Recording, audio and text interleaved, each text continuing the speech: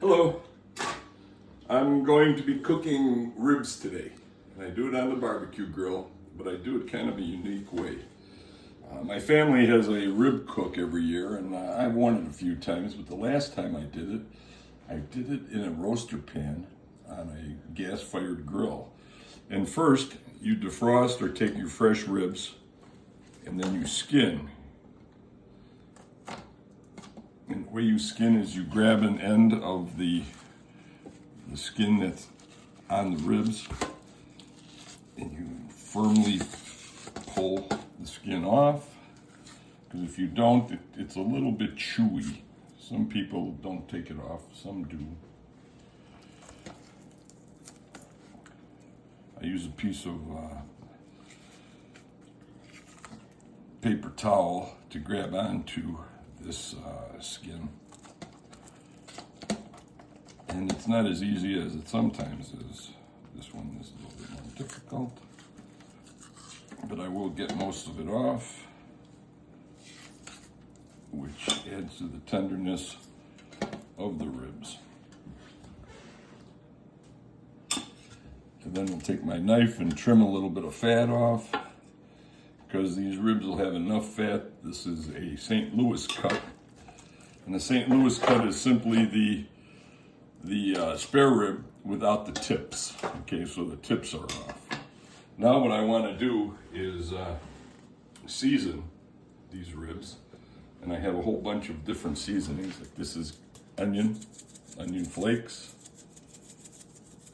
both sides. Then I have some garlic powder. Just any garlic powder is good, right? Any garlic powder is all the same. It's all generic. I don't use garlic salt. I put my own salt amount on. Then I use a barbecue dry rub. There's many different brands out on the market. They're very similar in taste.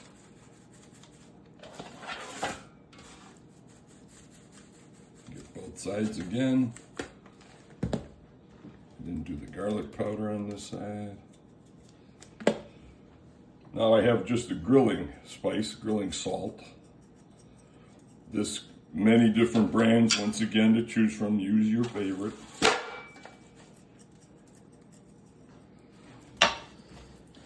Then I take some barbecue sauce. A lot of people say put the barbecue sauce on last. And that's correct when you're doing direct or indirect grilling. This is more of roasting.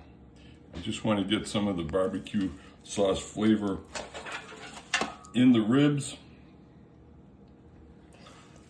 These ribs are going to be mostly kind of fall off the bone, right? Pretty much. Not totally fall off the bone like you would get in a slow cooker, but I like to have a little bit of a resistance. Now, I'll take some tomato, diced tomato, out of a can, nothing special. Just throw it in there, right? Throw it in, throw it right on. Then I take some cut tomatoes. Now these tomatoes are frozen. I get them when they're at their peak of taste in the store. I take them and just freeze them. As you notice, they're very juicy. I want the juice in this dish. So that's a whole tomato that just came off the plant from the farm or from the store, and just put in a plastic bag and put it in the freezer until you need it, right? Correct. Use them in a relatively fair amount of time. A few months, 6 months. And those still have the skin on them. Yes, there's a lot of it still has skin. This piece here on the edge, I don't. Then I just take some whole onion that I sliced up into slices, put on the top of the rib, arrange it. Doesn't have to be perfect because the flavor is going to get around. It's going to cook down anyway, right? It's going to cook. Everything's going to cook down. And then I take my tomato can, fill it up about halfway, just put it in, your roaster, because you're going to need to have some moisture, juice. This is your tomato juice that came out of the tomatoes. And now I'll just let this sit. So basically for about the next hour, nothing happens except it seasons itself with all the spices that I just put on. So I will be back in a little while, and I'll put this into the barbecue, the grill, and I'll show you what we do. All right, thanks. See you later. Have a good hour. Hi, we're back. It's been a little over an hour. The ribs have been marinating in the spices I put in and on, and the tomatoes, the water, everything is just about perfect. So what I'm going to do now is bring it out to the grill, where I will put on a piece of oak so we can have a little smoke at the same time. Oh, nice day. Beautiful day.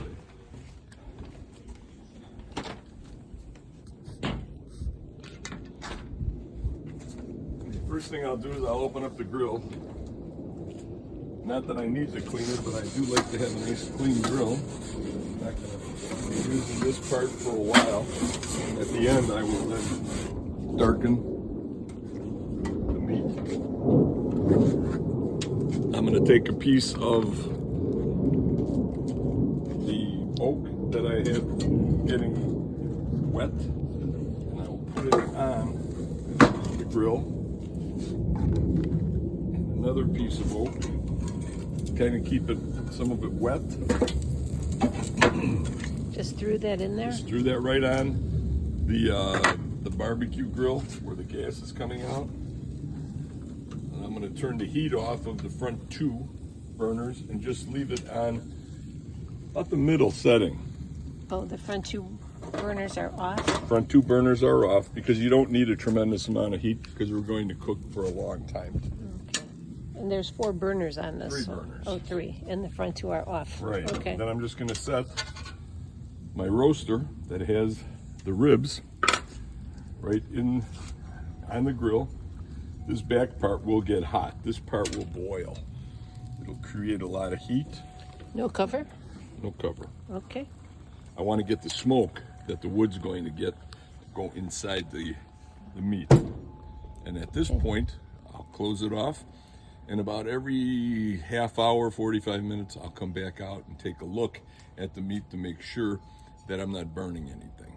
Okay. Which burner did you shut off, or which burner is on? The front two Front 2 are off. are off, and the one in the back is on at about 50%. Here's my heat gauge, and I will just come out and check it out to make sure where it's at. I want it to be probably somewhere between 250 and 300 degrees. And in a couple hours, 3 hours maximum, these ribs will be perfect. They'd still be on the bone, but they pretty much fall off when you bite them. Oh, I can't wait. Oh, I can't Sounds wait good. Ooh, sounds good. What a beautiful day for March in Illinois. All right. Okay. See you later. Bye-bye. It's been about 45 minutes. The temperature is only about 210 degrees. So I'm going to have to kick up the back burner to full. Take a look. A little bit of smoke came out. You can see that the meat's already changing to the grayish color that ribs get as they cook in a nice batch of tomatoes, juice, onions. That's all going to break down, right? Oh yes, yes it is. And basically, how long have we been cooking? about 45 minutes. We have at least another hour. Okay, sounds good. All right. And like I said, I turned up the heat to full on one burner.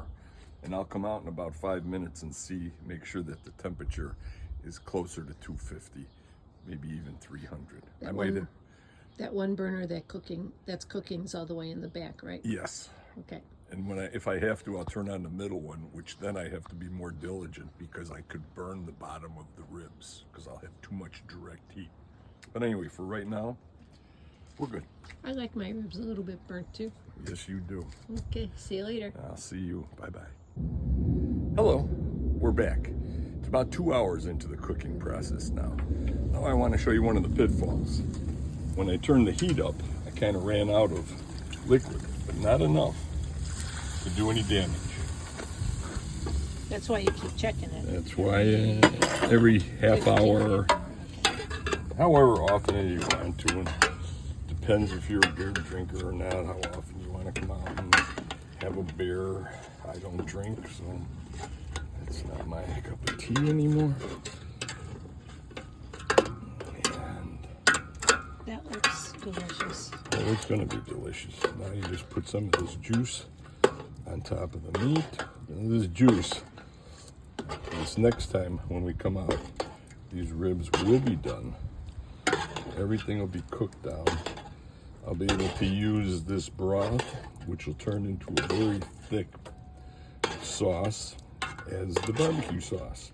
Because I already put barbecue sauce on the ribs, plus all the spices, and you can always have a little side of barbecue sauce.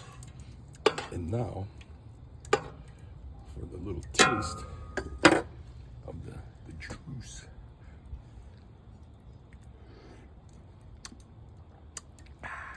It's delicious. I bet. Delicious. It That doesn't. roaster is about, it's over a foot. Would you say it's about 16 inches? 16, 18. Okay. All right. Okay. All That's all we right. got. We'll see you later. Thank you. Okay, it's about 2.5 hours of cooking now. You can see that the ribs are done. I have a nice little bit of a little sauce in the bottom, then reduced. I'm going to take this out, grab my tongs,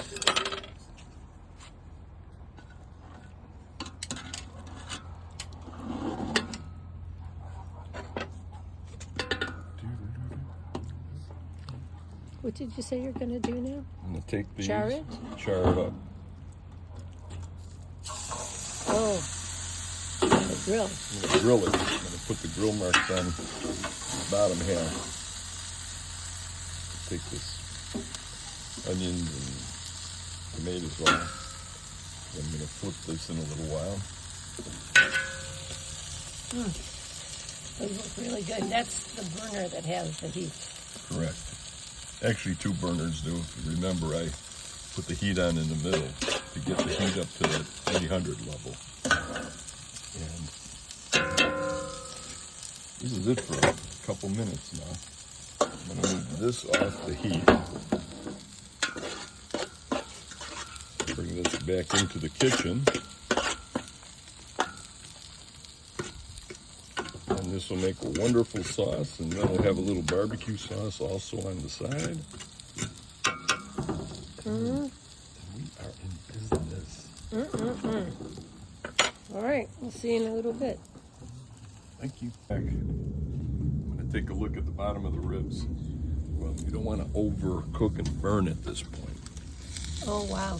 Those look great. Charring up just nice. Now, flip. Notice the nice browning. This is professional. You get this in a restaurant, you'd be happy. You can now do this on your grill at home. A little bit of wood for smoke, a little bit of heat, indirect at first, then direct for the last maybe 5 minutes per side. Because once again, you just want to caramelize all the sugars.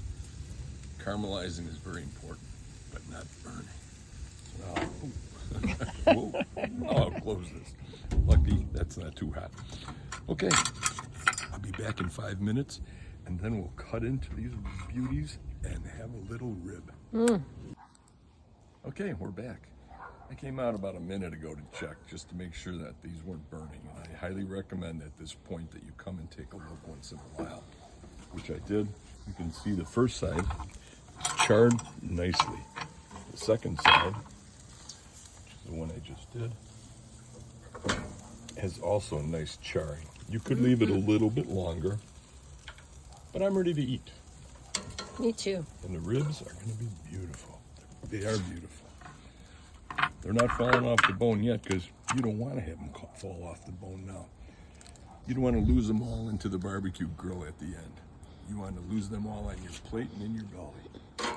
And that's all I have. I'll be cutting them up in a moment. I like to clean the grill a little bit after I'm done, while it's red hot. Cleans up easier, right? Yes, it does. And then before you use it the next time, you come through and give it a little bit of a touch, oil it up again, and you're back in business. Down. All right. See you inside. Gas is off. My long cutting board is in use. Okay, brought the ribs in from the grill. I'm in the kitchen on the cutting board. Now what I do is I look for a rib and I cut right next to the rib. Notice how nice and easy I just went through that. Pink to perfection. The smoke. Cuts off nice and easy. Soft, biteable, tender, juicy, cooked. I'll give each one of us 2. I use a nice sharp knife too. It's one thing I always, no, I haven't pointed out yet, but sharp knives are very important. A dull knife will cut you. A sharp knife will cut what you're going to cut. Now I take a little bit of the bits. I ate some of that while you were outside. The bits. Okay, It was good. Just the bits. Put it on top.